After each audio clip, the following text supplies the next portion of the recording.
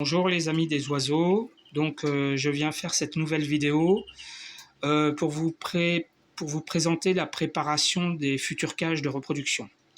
Alors là nous sommes au mois de septembre, enfin pas tout à fait, nous sommes fin août, mais dans quelques jours ça sera septembre. Donc mes canaris, comme vous voyez, sont toujours en volière collective, voilà. En fait, le principe, c'est d'imiter un peu la nature, c'est-à-dire qu'une fois que la saison de reproduction est terminée, les étourneaux, verrets, chardonnerets, évidemment les canaris aussi, tous les fringillidés.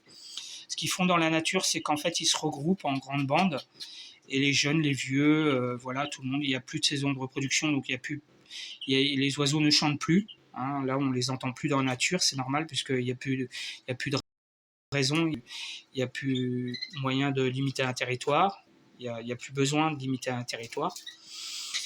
Donc les oiseaux, ils se regroupent et puis ils sont à la recherche de nourriture ensemble. Parce que l'avantage d'être ensemble, c'est que dans la nature, quand il y en a un qui a vu une nourriture, il a vu la nourriture pour tout le monde.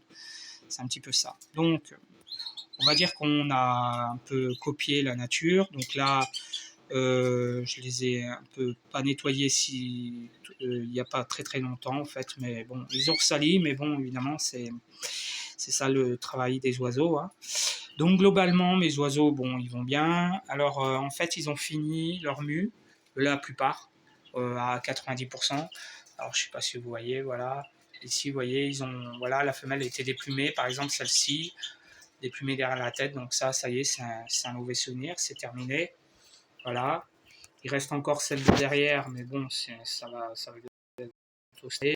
J'ai le verdier là qui a un petit sa mue, mais enfin bon, on va dire c'est pas très très grave.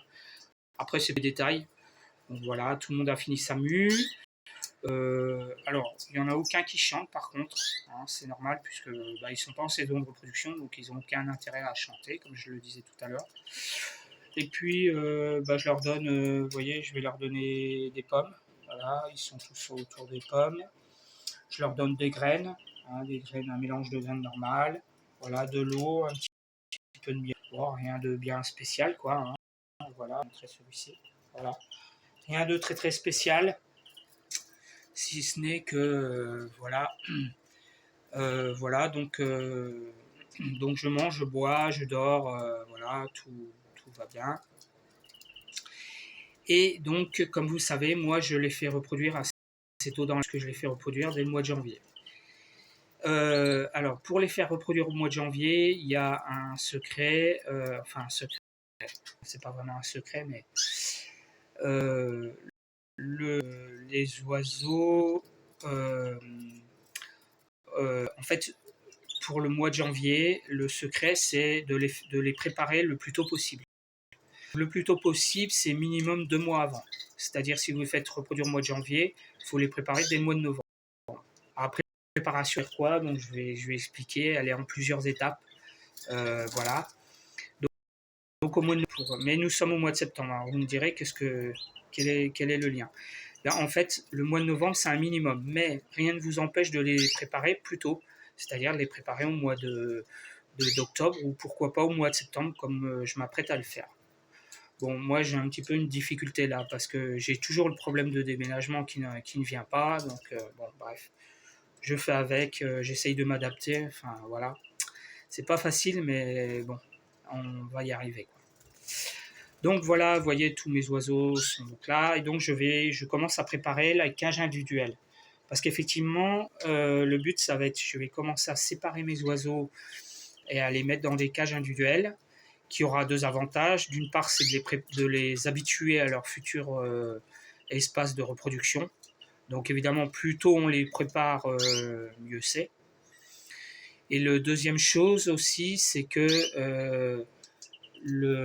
cette séparation va provoquer le chant. J'ai toujours eu la préparation, dans mes préparations, j'ai eu à ce moment-là des mâles qui étaient séparés tout seuls, et à ce moment-là, ça provoque le chant. Et même quand vous mettez les femelles avec, ils continuent à chanter. Mais bon, ça j'y reviendrai plus tard, c'est une autre histoire. Donc voilà, je vais vous montrer les cages individuelles. Donc j'ai préparé une cage individuelle à bientôt. Voici. Donc c'est une cage standard, comme vous voyez. Voilà. C'est une de mes meilleures cages en fait, hein. C'est une des cages avec qui j'ai eu le plus de petits dedans. Donc voilà. Donc le but là, ça va être donc de la préparer et je vais vous montrer comment je la prépare. Donc préparer, ça veut dire que à installer tous les accessoires pour accueillir l'oiseau. Voilà. Sachant que là, on est au mois de septembre et que pour le moment, c'est des choses assez basiques. Et une fois que les oiseaux seront installés, ensuite, la préparation va consister à leur donner de plus en plus de vitamines. Parce qu'évidemment, qui dit préparation dit enrichissement de la nourriture. Mais pour le moment, on n'en est pas là. Pour le moment, le but, c'est juste de préparer la cage de manière basique. Voilà, de façon à ce que lorsque les oiseaux arriveront, tout sera installé et j'aurai plus besoin de déplacer quelque chose. Alors j'ai oublié de dire aussi que il y a un troisième avantage aussi à les préparer assez tôt comme ça, c'est que si vous avez un problème en amont, vous aurez le temps. C'est-à-dire si au mois de septembre je découvre qu'un oiseau a un problème X ou Y, ce qui m'est déjà arrivé, à ce moment-là j'aurai le temps de régler le problème avant le mois de janvier. Ça laisse largement le temps. Alors que si vous les préparez au dernier moment et que vous vous rendez compte qu'il y a un problème, en général c'est trop tard. Donc c'est aussi un des avantages. En plus que l'oiseau va s'habituer à son territoire et puis voilà. À la chose évidemment qu'on pense, c'est la mangeoire. Donc j'utilise toujours des mangeoires Commodore. Voilà, hein, donc voilà, celle-ci, vous savez comment ça marche. Donc en fait, on met au-dessus, voilà. Et puis je vais mettre les graines. Je vais mettre les graines. Voilà. Donc tac. Et donc vous mettez les graines par-dessus comme ça. Elles tombent. Voilà. Voilà. Hop. Voilà. Donc c'est juste un mélange de graines Canary tout simple, hein.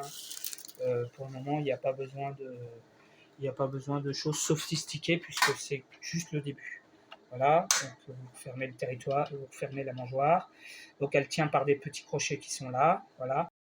Et les os mangent à l'intérieur et il fait tomber les écosses en dessous et vous récupérez le tiroir et vous jetez les écosses. Voilà. Donc c'est pas vraiment ça a aussi quelques systèmes, c'est quand même ça, c'est la première chose. Ensuite, l'abreuvoir, hein. Bon, tout simple, hein. Tout le monde connaît un abreuvoir. Voilà, il est fixé en haut, plutôt en haut, voilà, pour éviter les salissures. Voilà. Ensuite, les perchoirs. Alors, les perchoirs, je les fixe toujours à l'extrémité de la cage. C'est-à-dire que vous voyez, en fait, votre oiseau, il va partir de là et il va pouvoir voler jusque-là. Puisque le but, c'est quand même que il vaut mieux éviter de mettre des mangeoires en plein des perchoirs en plein milieu, de façon à ce que votre oiseau ait le maximum d'espace pour voler. Voilà. Donc là, j'ai mis un perchoir naturel en bois, voilà, parce qu'il m'en manquait un, donc c'est pas grave. Vous prenez n'importe quelle branche. Simplement, il faut faire attention aux poux rouges. Donc dans ces cas-là, on fait un traitement préventif. Voilà. Donc moi je pulvérise avec un produit anti-poux, voilà, sur toute la cage avant. Je laisse sécher et donc voilà. Donc vous en avez un qui est en bas, vous en avez un qui est en haut à côté de la mangeoire, à côté de l'abreuvoir. Vous en avez un autre qui est ici, voilà, en hauteur, et un autre qui est en bas, près de la mangeoire. Voilà. Ensuite, alors le fond de la volière, de la cage, voilà. Donc les tiroirs, je ne vais pas mettre du sable, parce que voilà, moi j'utilise autre chose. Je vais vous montrer, j'utilise ceci. Alors, ceci c'est en fait, voilà, c'est Chambiose, vous voyez, c'est de la litière surtout pour les hamsters, voilà. Alors l'avantage c'est que ça absorbe pas mal, voilà. Ça marche plutôt bien, ça fait plusieurs années que je le fais, et donc voilà, donc je vous montre, voilà. Voilà, il faut en verser un petit peu. J'ai un petit peu de mal avec une seule main. Voilà. Voilà. On en verse un petit peu comme ça. Voilà. Hop. En plus, ça sent bon puisqu'ils l'ont parfumé. Enfin, c'est parfumé plus ou moins, mais c'est pas très désagréable. Voilà. Donc voilà, donc ça fait longtemps que j'utilise ce produit, hein, donc il n'y a aucun danger, hein. Jamais eu. Voilà, voilà. Ensuite, je vais l'étaler là, comme ça, à l'intérieur. Voilà. Pareil pour celui-là. On va essayer de l'étaler un petit peu. Ce qui passe. Très bien. Voilà, parfait. Voilà. Donc, tac. Voilà. Et puis, je vais essayer de l'étaler un petit peu. Voilà. Donc, mes cages, en plus, elles sont équipées. Alors, moi, je les ai équipées parce que j'ai un propriétaire. Vous voyez, en fait, ce sont du plexiglas. Voilà. Je pense que vous arriverez à le voir. Voilà. Je vais essayer. Vous voyez, c'est du plexiglas, en fait, qui est mis le long et qui est tenu par des petites pinces que l'on prend, vous savez, pour les... Voilà. On prend, vous voyez, la pince, tac, on la met comme ça, voilà, le long. Et en fait, ça évite que l'oiseau éjecte trop de choses. Voilà. Éjecte, voilà. Parce qu'effectivement, lorsqu'il va se mettre à voler, vous aurez du matériel au fond de la cage qui va voler. Donc pour éviter, j'en ai mis là, j'en ai mis derrière, ça évite les projections. Voilà, donc voilà. Ensuite, alors comme du coup au fond, j'ai pas mis de sable, parce que vous savez que le sable c'est... Donc là, je vais rentrer, voilà. Ici j'ai mis du sable, un petit godet avec du sable. Voilà. Donc évidemment un os de sèche pour le calcium. Voilà. Et puis la baignoire. Donc une baignoire hein, qu'on met à l'extérieur avec la porte. Hein, voilà. Donc là, votre oiseau, lorsqu'il y sera, il pourra manger ses graines, boire juste de l'eau claire pour le moment parce que c'est pas le moment encore de mettre les vitamines. Chaque chose en son temps, on va pas. On est qu'au mois de septembre. Hein. Et puis la baignoire, donc le fond. Ensuite, donc là, je vais fermer les portes. Voilà. Oui, j'ai oublié aussi. J'ai cette mangeoire là. Donc voilà. Je vous montre ici, là, vous voyez, il y a un trou. Donc en fait, c'est parce que j'ai cette mangeoire qui est ici, là. Voilà. Cette mangeoire là. Et cette mangeoire là, je vais y mettre de la pâtée. Alors la pâtée, c'est tout simple, hein, c'est de la pâtée Canari. Voilà, hein, voilà, c'est de la pâtée toute simple. Voilà, et là, allez, je vais en mettre un petit peu là. Voilà. Hop, voilà. Tac. Voilà. C'est, on est au mois de septembre. C'est pas extrêmement nécessaire, mais bon, on va que voilà. Donc, vous voyez, j'en ai mis un petit peu là. Voilà. Voilà, j'ai mis. Et puis, je vais le mettre à l'intérieur. Voilà. Hop. C'est pas facile avec une main. Là, puis je vais l'installer ici. Voilà. Donc, voilà. Donc, ma mangeoire est installée. Voilà, donc avec la pâtée, ça suffit largement, hein, puisque au début. Donc, et puis alors certains vont être étonnés puisqu'ils vont voir le nid. Effectivement, j'ai déjà mis le nid de ce côté-là, puisque c'est le nid. C'est pas parce qu'un canari va voir le nid qu'il va se mettre tout à coup à dire oh là là, il faut que je fasse un nid, il faut que je me reproduise. Non, c'est pas comme ça que ça marche. Dans ma volière, en ce moment, j'ai oublié un détail très important, c'est qu'il n'y a pas de lumière. C'est-à-dire que dans ma volière collective, là, les oiseaux sont installés, la lumière s'éteint là en ce moment. J'ai mis mes oiseaux dans un endroit plutôt sombre, donc en fait, dès 21h, ils commencent à faire nuit, enfin, ils commencent à se coucher. Voilà.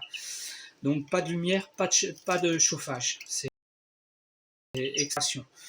Les canaris sont des oiseaux qu'on peut dire proches des Européens, puisque dans les îles Canaries, il y a aussi 4 saisons comme chez nous. Et donc en fait, c'est extrêmement important de respecter ça. Donc comment je fais moi c'est tout simple, hein, la lumière, je prends une torche, voilà, la torche de votre portable est largement suffisante. Ou alors je mets la télé éclaire très très bien. Ou je vais mettre des lampes qui vont diriger vers le sol. voilà, je cherche le mot, voilà. Euh, et donc en fait tout ça, il y a un tas de solutions pour éclairer sans éclairer. Sinon, si vraiment ça vous enquiquine, vous avez toujours la possibilité de couvrir vos oiseaux, éventuellement. Bon, c'est pas super terrible, mais enfin bon, ça les dérange pas plus que ça. Voilà, il y a aussi cette possibilité-là, mais enfin quand même, le mieux c'est voilà, c'est pas. Donc là, quand je vais les mettre dans ma cage préparée, ça sera pareil, il n'y aura pas de lumière, hein, puisque la lumière viendra qu'après je reviendrai. Et là, nous serons au mois de septembre, donc l'oiseau va découvrir son territoire, il va manger ses graines,